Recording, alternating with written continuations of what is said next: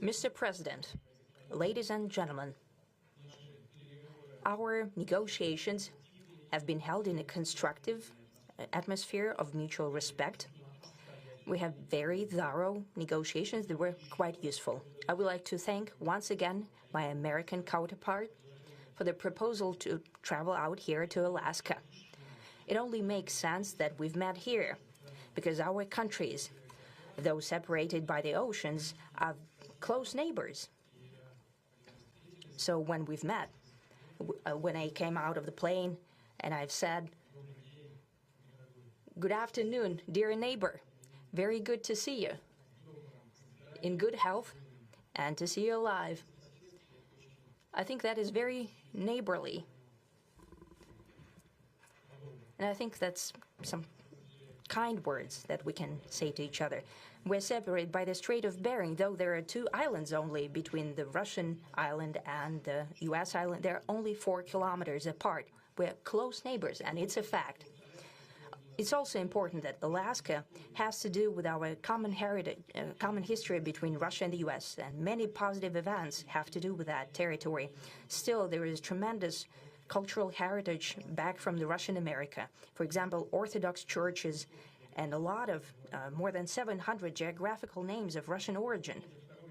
During the Second World War, it was here in Alaska that was the origin of the legendary air bridge for the supply of military aircraft and other equipment under the Lend-Lease program. That was a dangerous and treacherous route over the vast emptiness of ice. However, the pilots of both countries did everything to bring closer the victory. They risked their lives and they gave it all for the common victory. I was just in the city of Magadan in Russia, and there is a memorial there dedicated to the Russian and the U.S. pilots. And there are 2 flags, the U.S. flag and the Russian flag. And I know that here as well there is such a memorial. There is a military burial place several kilometers away from here. The Soviet pilots that buried there who died during that dangerous mission. We're thankful to the citizens and the government of the U.S. for carefully taking care of their memory. I think that's very worthy and noble. We'll always remember other historical examples when our countries defeated common enemies together in the spirit of battle camaraderie and allyship that supported each other and facilitated each other. I'm sure that this heritage will help us rebuild and foster mutually beneficial and equal ties at this new stage, even during the hardest conditions. It is known that there have been no summits between Russia and the U.S. for 4 years, and that's a long time. This time was very hard for bilateral relations, and let's be frank, they have fallen to the lowest point since the Cold War. I think that's not benefiting our countries and the world as a whole. It is apparent that sooner or later we had to amend the situation to move on from the confrontation to dialogue. And in this case, a personal meeting between the heads of state has been long overdue, naturally under the condition of serious and painstaking work, and this work has been done in general. Me and President Trump have very good direct contact. We've spoken multiple times. We spoke frankly on the phone. And Special Envoy of the President, Mr. Witkoff, traveled out to Russia several times. Our advisors and heads of foreign ministries kept in touch all the time. And you know fully well that one of the central issues was the situation around Ukraine. We see the strive of the administration and President Trump personally to help facilitate the resolution of the Ukrainian conflict. And his strive to get to the crux of the matter, to understand this history, is precious. As I've said, the situation in Ukraine has to do with fundamental threats to our security. Moreover, we've always considered the Ukrainian nation, and I've said it multiple times, a brotherly nation, however strange it may sound in these conditions. We have the same roots, and everything that's happening is a tragedy for us and terrible wound. Therefore, the country is sincerely interested in putting an end to it. At the same time, we're convinced that in order to make the settlement lasting and long-term, we need to eliminate all the primary roots the primary causes of that conflict, and we've said it multiple times, to consider all legitimate concerns of Russia and to reinstate a just balance of security in Europe and in the world on the whole. And I agree with President Trump, as he has said today, that naturally the security of Ukraine should be ensured as well. Naturally, we are prepared to work on that. I would like to hope that the agreement that we've reached together will help us bring closer that goal and will pave the path towards peace in Ukraine. We expect that Kiev and European capitals will perceive that constructively and that they won't throw a wrench in the works. They will not make any attempts to use some backroom dealings to conduct provocations to torpedo the nascent progress. Incidentally, when the new administration came to power, bilateral trade started to grow. It's still very symbolic. Still, we have a growth of 20%. As I've said, we have a lot of dimensions for joint work. It is clear that the U.S. and Russian investment and business cooperation has tremendous potential.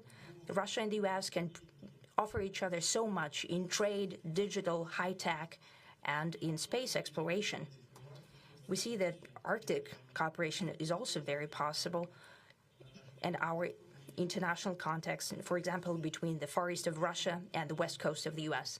Overall, it's very important for our countries to turn the page, to go back to cooperation. It is symbolic that not far away from here, at the border between Russia and the U.S., there was a so-called international date line.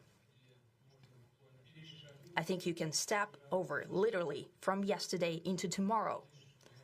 And I hope that we'll succeed in that, in political sphere. I would like to thank President Trump for our joint work, for the well-wishing and trustworthy tone of our conversation. It's important that both sides are result-oriented, and we see that the President of the U.S. has a very clear idea of what he would like to achieve. He sincerely cares about prosperity of his nation. Still, he understands that Russia has its own national interests. I expect that today's agreements will be the starting point, not only for the solution of the Ukrainian issue, but also will help us bring back business-like and pragmatic relations between Russia and the U.S. And in the end, I would like to add one more thing. I'd like to remind you that in 2022, during the last contact with the previous administration, I tried to convince my previous American colleague that the situation should not be brought to the point of no return when it would come to hostilities. And I said it quite directly back then, that it's a big mistake. Today, when President Trump saying that if he was the president back then, there will be no war. And I'm quite sure that it would indeed be so. I can confirm that. I think that overall, me and President Trump have built a very good, business-like and trustworthy contact. And I have every reason to believe that moving down this path, we can come, and the sooner the better, to the end of the conflict in Ukraine. Thank you. Thank you. Well, thank you very much, Mr. President. That was very profound. And I will say that I believe we had a very productive meeting. There were many, many points that we agreed on, most of them, I would say, a couple of big ones that we haven't quite gotten there, but we've made some headway. So there's no deal until there's a deal. I will call up NATO in a little while. I will call up the various people that I think are appropriate, and I'll, of course, call up President Zelensky and tell him about today's meeting. It's ultimately up to them. They're going to have to agree with what Marco and Steve and some of the great people from the Trump administration who've come here, Scott and John Ratcliffe, thank you very much. But we have some of our really great leaders. They've been doing a phenomenal job. We also have some tremendous Russian business representatives here, and I think, you know, everybody wants to deal with us. We've become the hottest country anywhere in the world in a very short period of time, and we look forward to that. We look forward to dealing. We're going to try and get this over with. We really made some great progress today. I've always had a fantastic relationship with President Putin, with Vladimir. We had many tough meetings, good meetings. We were interfered with by the Russia hoax. That made it a little bit tougher to deal with, but he understood it. I think he's probably seen things like that during the course of his career. He's seen it all. But we had to put up with the Russia hoax. He knew it was a hoax, and I knew it was a hoax. But what was done was very criminal. But it made it harder for us to deal as a country in terms of the business and all of the things that we'd like to have dealt with. But we'll have a good chance when this is over. So just to put it very quickly, I'm going to start making a few phone calls and tell them what happened. But we had an extremely productive meeting, and many points were agreed to. There are just a very few that are left. Some are not that significant. One is probably the most significant, but we have a very good chance of getting there. We didn't get there, but we have a very good chance of getting there. I would like to thank President Putin and his entire team, who I know in many cases, other than that, whose faces I get to see all the time in the newspapers. You're almost as famous as the boss, but especially this one right over here. But we had some good meetings over the years, right? Good, productive meetings over the years, and we hope to have that in the future. But let's do the most productive one right now. We're going to stop really 5, 6, 7,000, thousands of people a week from being killed, and President Putin wants to see that as much as I do. So, again, Mr. President, I'd like to thank you very much, and we'll speak to you very soon and probably see you again very soon. Thank you very much, Vladimir. Next time in Moscow. Oh, that's an interesting one. I don't know. I'll get a little heat on that one, but I could see it possibly happening. Thank you very much, Vladimir. And thank you all. Thank you. Thank you. Thank you so much.